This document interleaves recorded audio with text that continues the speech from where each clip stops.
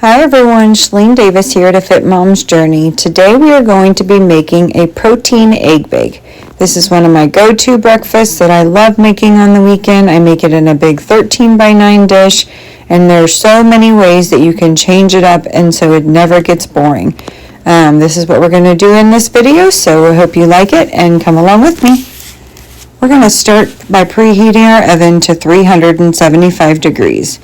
I'm going to take some egg whites. So egg whites are a way to get us more protein, but not as much fat. So I'm going to use anywhere from 1.5 cups to 2 cups of egg whites. It does not have to be perfect. This is kind of a loose recipe.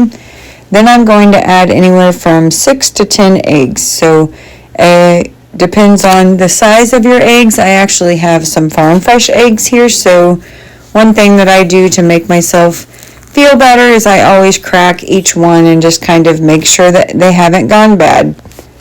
So it's going to take me a little bit of time, but it'll be worth it so I don't have to go through and throw all this away if I had a bad egg. So I'm just going to crack each one individually, and like I said, about 10 eggs is what I'm going to use for this recipe.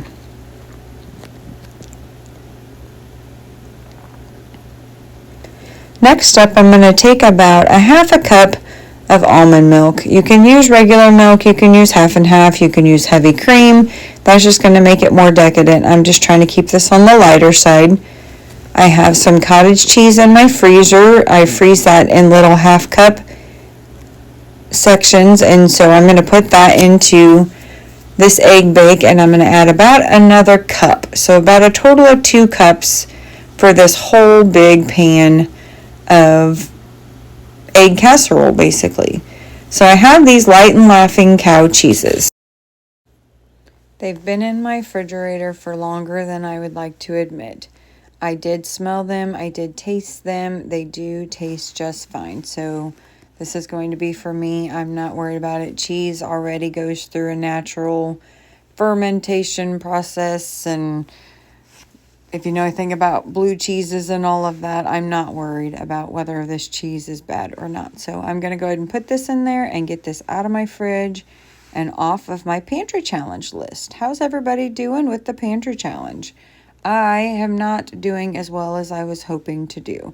I have a couple of birthdays that go on in January that I probably should have been more prepared for, but it just takes a lot from our budget because we like to do special things on those days. So I am actually using a bunch of stuff up though. So that part of the pantry challenge, I'm doing really good. But like I said, I kind of do that all the time. I'm always trying to figure out what's in my freezer, my pantry, all of that, and be able to use that up. I do not like throwing away food. If you've been around here for any length of time, you know that that is true. I hope you guys are doing good, working through some of your stuff. Leave it in the comments. How's you doing on your pantry challenge? Are you going to continue through February? That's my plan. I do have a couple more birthdays. We have a big birthday chunk that goes basically from September all the way to March. Well, not even March, just the end of February. But we have like 6 birthdays that we have to go through. Actually, I guess 7 if you count September. So 7 different birthdays, and they all just basically happen in January and February. So we are going to do our best to, save as much money as we can.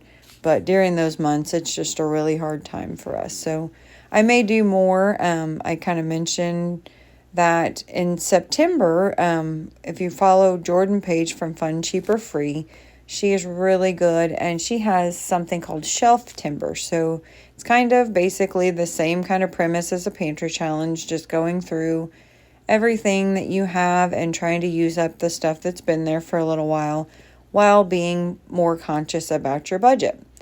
Highly recommend following her if you haven't. She's really good at teaching you how to grocery shop. She's teaching you how to stock up on a budget. Like, she'll tell you that if you find one on sale, don't buy one, right? Buy 2, buy 3, buy 4, whatever your budget can allow. If it's something you're going to know that you're going to use, why wouldn't you buy more than that? And you'll have it, and you won't have to go run out to the store, whenever you run out of that item. So highly recommend following her. She's been awesome to learn from. And now I'm just going to go ahead and start cutting up these mushrooms. I have Super Bowl today. Did you guys have a good Super Bowl? You'll be seeing this after Super Bowl, of course, so you know what happened. Spoiler alert. But I guess they didn't play very well. But it's okay. I'm not a huge Super Bowl fan or anything to do with football, but we do like the food portion of it. So we always try to do like some appetizers and some wings, just try to make it like a special dinner for my family. So I've got these mushrooms that I'm going to go ahead and actually chop up the bottoms, put them in my casserole, and then of course the tops, we're going to load them up and make a delicious stuffed mushroom. If you guys haven't seen that video, I'll try to link it below for you, but it is really, really good. It's basically just a cream cheese mixture. And there's so many different things you can do. We usually put crab in it, but we didn't do that this time. And I don't know, the recipe that I actually followed, it was more of, it had some sausage in it, which was really good and everything. I just think that I put too much sausage, so maybe I'll tweak that next time. And then the recipe my daughter followed said it was a Longhorn restaurant copycat, and it was okay. There's a little bit too much Parmesan in it and stuff, but stuffed mushrooms are really good, low carb, healthy appetizer. I mean, they're so good. Mushrooms are really, really good for you. Highly recommend that you check out some kind of a way to incorporate mushrooms into your diet. If you know anything about mushrooms, you have to take each one and individually kind of wipe it. You're not supposed to submerge it into water, which is kind of a pain, but I'm going to do my best to try to do that. Once I get all of these washed off and put into my pan, I'm going to attempt to use my chopper. And I don't know what I did wrong, guys. You'll have to let me know in the comments if you've tried to use your chopper with your mushrooms. I don't know. I think possibly, I don't know if my daughter watches my videos, but I think my daughter might have broke it, or it's just not working because it's the mushrooms. If you have any tips for me, let me know in the comments. But I'm just end up trying this a couple different times, and it ends up just being a pain, and it doesn't work very well at all. So I'm gonna just end up having to chop them all up by hand, which is perfectly fine. But I tried to use this little chopper because I thought that would be a good idea, but it turns out it was not. So it looks like I'll be in the market for a new chopper. I think it is actually broken. So I'm going to take all the stems. This is a part that you would normally just discard, and I'm going to chop them up. Going to saute it in a little bit of avocado oil with my cauliflower rice and add that to my egg bake. I'm getting so many delicious veggies in this breakfast every morning, and it's so good, guys. You have to try this. I'm loving this egg bake because I can take all kinds of different things that are in my fridge. I mean, you can take meat, you can take any kind of veggie, you can take cheeses. I mean, there's so many different things that you can throw in there, and it's just going to make it better. It's going to give you variety. But here's my cauliflower rice. So I like to get a big head of that from Sam's and go ahead and kind of chop that up with my food processor myself, and then I have that in my freezer. I put that in their refrigerator the night before, so it was all thawed out, and so I didn't have to fight with it. But now I'm going to just go ahead and saute that up with my mushrooms. Make sure you spray your pan, guys, because eggs like to stick. And I haven't had any problems since I've been spraying my pans.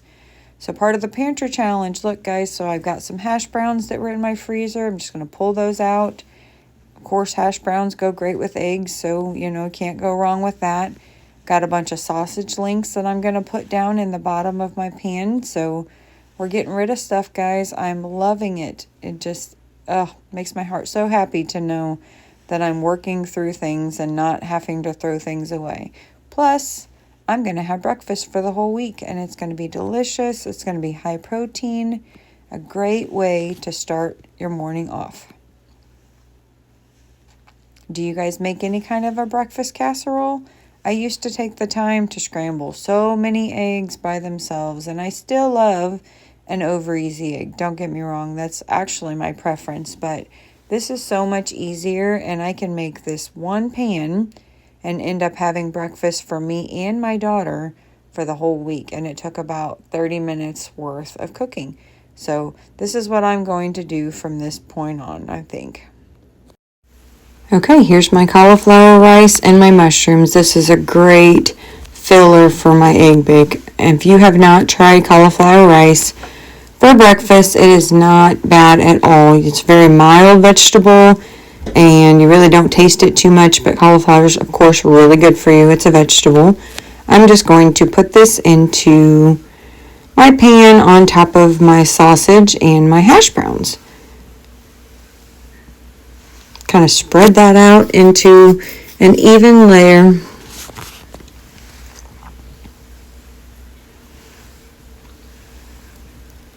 It doesn't look like much now, guys, but it is so good.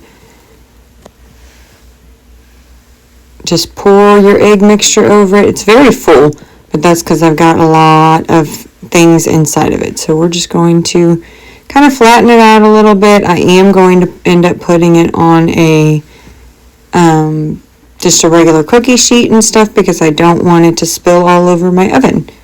I do not want to have to clean that up. So I'm just kind of spreading it out, and then I'm going to put it in my oven. It takes a little while to bake, guys. I think it's like 40 minutes, but you'll see when it's set. When you jiggle it, if it's still jiggly, it's definitely not done. But that is what I have been doing lately, guys, and I absolutely love it. It's delicious. Put some salsa on it. Put some hot sauce on it.